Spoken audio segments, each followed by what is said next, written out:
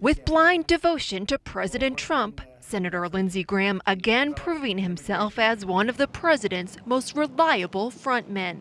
Is this whistleblower, whoever he or she may be, do they have any connection to the intelligence community, the old intelligence community that was corrupt as hell? Graham has fallen in line behind President Trump and become the face of Trump's defense on Capitol Hill. To impeach any president over a phone call like this would be insane. That stance a stunning about-face given his position on impeachment during the Clinton years. You don't even have to be convicted of a crime to lose your job in this constitutional republic if this body determines that your conduct as a public official is clearly out of bounds in your role.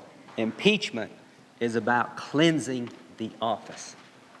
Impeachment is about restoring honor and integrity to the office. It hasn't always been this way. The Graham of today I have the president's back because I think this is a setup. is a far cry from the Graham of just a few years ago. You know how you make America great again?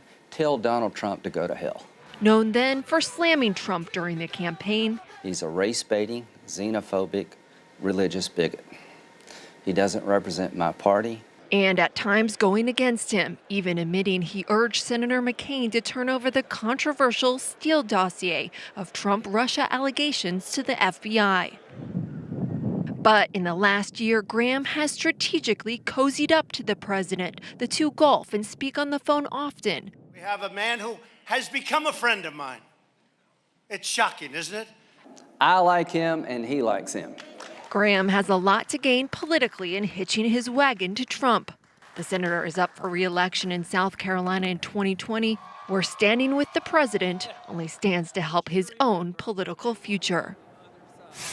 And Graham in the past has attempted to justify his own transformation in very raw political terms, telling the New York Times Magazine earlier this year that his friendship with Trump helps him.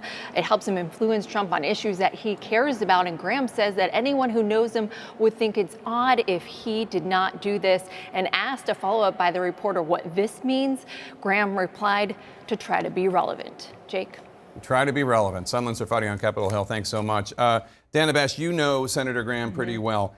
Is that it? Is that what it's about? Being relevant, staying relevant, even if it means sacrificing many things that a lot of people thought he stood for? That's a big part of it, and he is very open about it. He wants to be relevant. He wants to be part of the conversation. He wants to try to influence the conversation. But for so many years, when we covered him on the Straight Talk Express and in post-John McCain elections and events, being relevant and being part of the conversation was standing in the opposite corner of the Republican Party.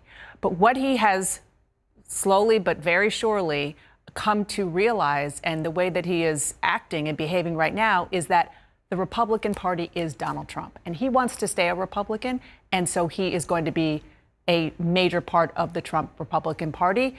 The other Lindsey Graham, who was, part of the Three Amigos with John McCain, be damned. And one other thing I just want to point out is that it's not just that. It is, as Sunlen talked about, it is South Carolina. He calls South Carolina Trumpistan.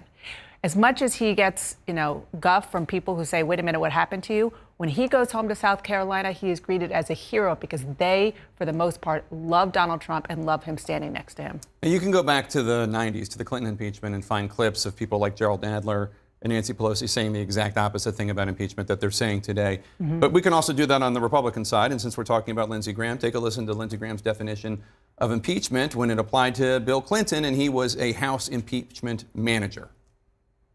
Impeachment is not about punishment. Impeachment is about cleansing the office. Impeachment is about restoring honor and integrity to the office.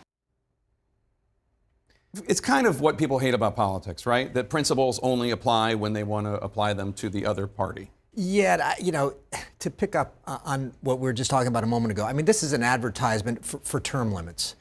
This guy comes from a place that is South Carolina that Dan Abash says this is Trumpistan. That is, Lindsey Graham is not necessarily sitting around. A lot of us know him from the green room. He's a decent guy. He's thoughtful. He's not exactly sitting around saying what's the perfect thing to do. He's sitting around saying, what do people in my state say? in how do I get reelected, in my judgment. He doesn't have to campaign in New York. He doesn't have to campaign in California. He's got to campaign in South Carolina. So I look at this and say, Lindsey Graham looked at the documents, the polling documents from South Carolina, and said, I know where to line up if I want a job forever. And that's what he's got. The Republican Party, as Dana was saying earlier, is the Trump party. If you think about the people who have spoken out against President Trump, even if they have really strong conservative credentials, think about Justin Amash, who was basically kicked out of the party, even though he has been conservative, has been libertarian, scores very high on all of these various outside groups' report cards. He was kicked out of the party because he said negative things about President Trump. So anybody in the Republican Party who's not willing to defend the president, who's not willing to go along with the president's even most vulgar attributes, they're going to be kicked out of the party. And Lindsey Graham knows that, and that's part of the reason he's made this choice. It is a very, very different thing to go along with the president because you want to be relevant and because it is politically viable for you in your home state. Still, again, back to the Lindsey Graham with John McCain that we knew, especially on this issue of Ukraine. I mean, how many times did we listen to John McCain and Lindsey Graham talk about how critical it is to prop up Ukraine and to not play politics with it because Ukraine was the way to fight Putin? And the fact that this is the issue is stunning. Kim, I want to get your legal take on something that Lindsey Graham has been pushing, which is this whole argument. It's been discredited by the Inspector General of the intelligence community that the whistleblower only has hearsay. The Inspector General said he has first-hand information as well as second and third-hand information. But Lindsey Graham's been pushing the hearsay argument. Take a listen. This seems to me like a political setup. It's all hearsay. You can't get a parking ticket conviction based on hearsay. Is that true? No, that's not true. Hearsay is admissible in evidence under the federal rules of evidence. There's some exceptions that get it admissible. But in this instance, the statute itself doesn't require firsthand knowledge. We know from the Inspector General that there was firsthand knowledge. And in any event, this is handed off in this moment to the Congress. So the whistleblower, the credibility of this whistleblower was evaluated by the Inspector General, a Trump appointee, and is really not an issue anymore. The whistleblower is not the issue. The issue is President Trump. So clearly his political team wants to divert American attention to other issues. But in this moment, I would take one issue with this idea that Lindsey Graham is supporting his base, in that falsehoods are not good for anyone, regardless of where you are politically.